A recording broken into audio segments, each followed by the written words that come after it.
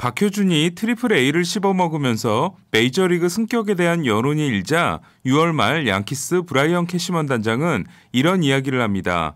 박효준은 분명 잘하고 있지만 현재로서는 자리가 없다. 지금은 팀에 변화를 주고 싶지 않다. 하지만 후반기 시작과 함께 박효준은 메이저리그로 올라오는데요.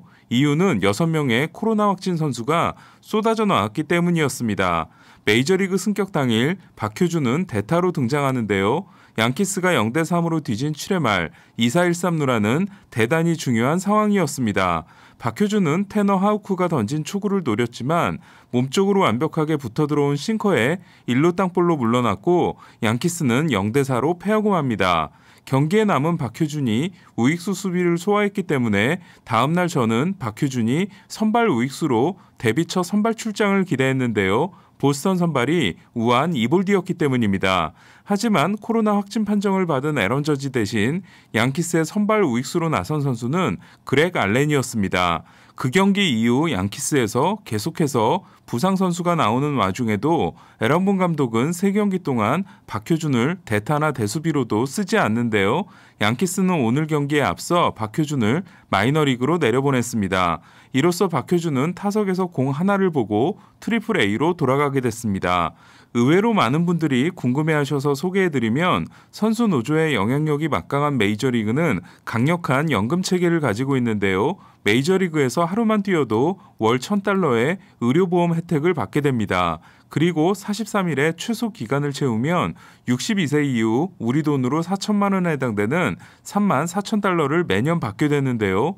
4월 27일부터 6월 12일까지 로스터에 있었던 양현종은 47일로 43일을 넘겼기 때문에 연금을 받을 수 있는 자격을 얻었습니다. 특히 박찬호처럼 풀타임 10년을 채워 최고 등급이 된 선수는 62세부터 받기로 할 경우 우리 돈으로 2억 4천만 원에 해당되는 $21만 매년 받게 되는데요.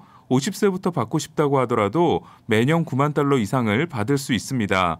다시 박효준 이야기로 돌아와서 양키스는 왜 박효준에게 기회를 주지 않고 있을까요? 박효준은 승격을 앞두고 마이너에서 외야 수비를 하긴 했지만 양키스에서는 내야수로 분류하고 있는데요. 공교롭게도 박효준의 승격의 즈음에 유격수 글레이버 토레스와 이루수 루그네도 오도어의 방망이가 터지기 시작한 겁니다. 오늘도 나란히 홈런을 기록한 둘은 오도어가 최근 21경기에서 5홈런 12타점에 타율 2할 9푼 7리, 출루율 3할 5푼 7리, 장타율 0.625, 그리고 토레스가 최근 4경기에서 3개 홈런을 때려내고 있는데요. 이렇게 내야에 자리가 없는 상황에서 박효준과 달리 원래부터 내야수였던 데다 메이저리그 경험이 풍부하며 좌타석에 설 수 있는 그렉 알렌의 존재로 인해 박효준에게는 기회가 주어지지 않았던 겁니다. 저는 현재 양키스의 상황도 상황이지만 양키스가 박효준에 대한 신뢰를 가지고 있지 않다는 생각도 드는데요. 그렇다면 올 시즌이 끝나고 마이너 FA가 될 수 있는 박효준은 다른 팀으로의 이적을 노릴 수 있기 때문에 메이저리그 재승격과 별개로 트리플 A 시즌을 잘 마무리하는 게 중요합니다. 양키스는 필라델피아를 이틀 연속 꺾고 4연승, 최근 12경기 9승 3패를 이어갔는데요. 7회 오도어의 투런이 터지며 5대2로 앞섰지만 8회 올라온 브리튼이 흔들리며 5대5 동점을 허용한 양키스는 10회 말 승부치기에서 토레스의 희생번트 라마르가 끝내기 안타를 날렸습니다. 오늘 메이저리그에서 나온 가장 충격적인 소식은 아메리칸 리그 4월에 신인으로 선정됐던 시카고 화이트삭스 예르민 메르세데스의 은퇴 선언일 것 같은데요. 시즌 개막 후 8타석 연속 안타라는 메이저리그 신기록을 세우며 센세이션을 일으켰던 메르세데스는 11점 차 3볼에서 말로 홈런을 날려 라루사 감독으로부터 한 소리를 듣게 됩니다. 동료들의 지지를 받은 메르세데스는 이후 23경기에서 타율 1할 2푼 8리에 부진에 빠지고 마이너리그로 내려갔지만 트리플 A에서 다시 맹타를 휘둘러 메이저리그 재승격이 기대되고 있었는데요. 하지만 메르세데스는 본인의 SNS에 끝났다, 당분간 야구에서 멀어지기로 했다며 화이트삭스와 관련된 모든 글을 삭제하는 돌출 행동을 하게 됩니다. 화이트삭스 구단은 아직 메르세데스로부터 공식적으로 들은 이야기가 없다고 하는데요. 뒤숭숭한 분위기 속의 화이트삭스는 미네소타에 2대7로 패했습니다.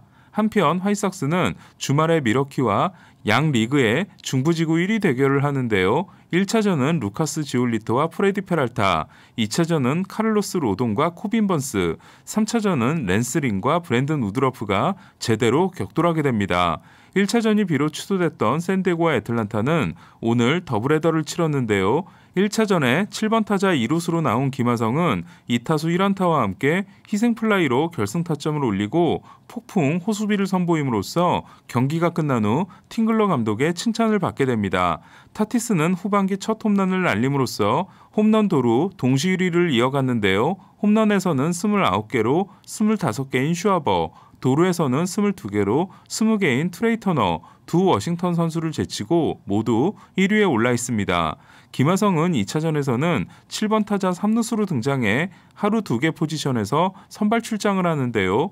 2대0으로 앞선 1회 2사 1, 2루에서 94마일 패스트볼을 타구속도 106마일짜리 2타점 2루타로 연결시킴으로써 7월에 선발로 나선 5경기에서 타율 3할 1푼 3리를 기록하고 7타점을 올리는 좋은 활약을 이어가게 됩니다.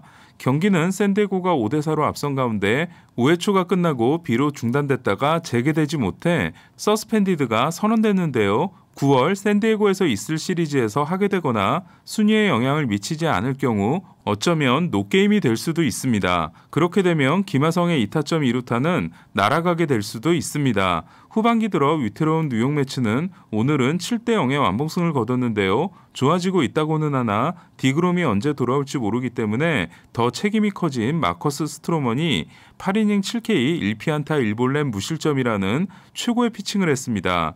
류현진이 일요일에 만나는 뉴욕 매치는 조너선 비아의 솔로 홈런, 도미닉 스미스의 말로 홈런, 루이스 기요메의 솔로 홈런이 나오며 오늘도 방망이가 터졌는데요. 후반기 5경기 중 4경기에서 7득점 이상을 하며 평균 6.67득점을 올리고 있습니다.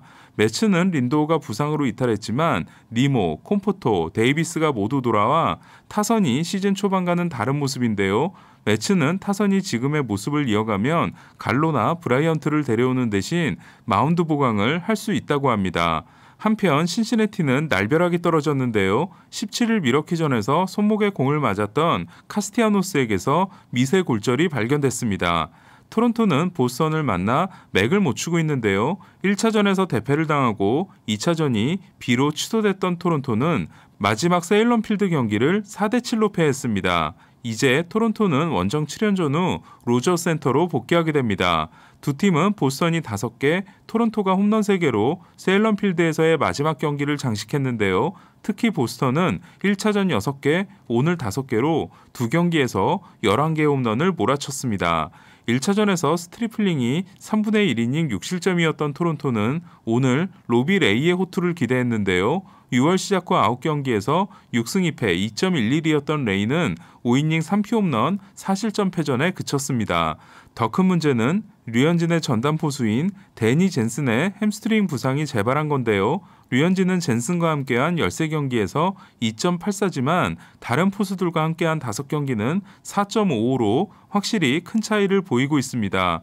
토론토는 젠슨을 부상자 명단에 올리고 류현진과는 한 번도 함께한 적이 없었던 알레한드로 커크를 올릴 전망입니다. 오늘 토론토의 유일한 위안거리는 게레로가 시즌 32호 홈런을 날렸다는 건데요. 게레로는 최근 5경기에서 4개를 몰아치면서 최근 7경기에서 1개에 그친 오타니와의 차이를 2개로 줄였습니다. 저는 김광현의 트레이드 가능성을 진단하면서 세인트루이스가 연전 연패를 하지 않는 한 가능성은 높지 않다고 말씀드렸는데요. 어제 5점의 리드를 지키지 못하고 대역전패를 당했던 세인트루이스는 어제 블론 세이브를 한 레이에스 대신 가에고스가 나섰지만 또 블론을 하고 맙니다.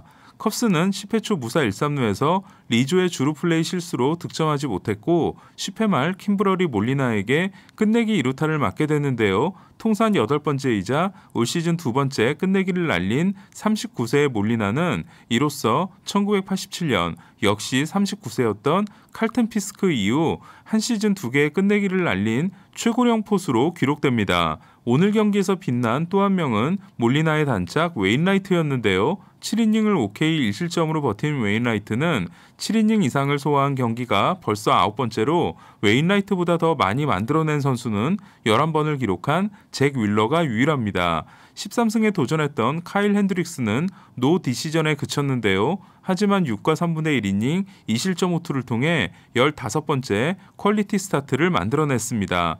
핸드릭스보다 퀄리티 스타트가 더 많은 투수는 16번을 기록한 워커 뷰러밖에 없습니다. 48승 48패 5할 승률을 회복한 세인트루이스는 지구 1위 미러키와 7경기 반차입니다. 다저스는 어제 좋은 흐름을 이어가고 드디어 샌프란시스코를 단독 1위 자리에서 끌어내리게 되는 걸로 보였는데요.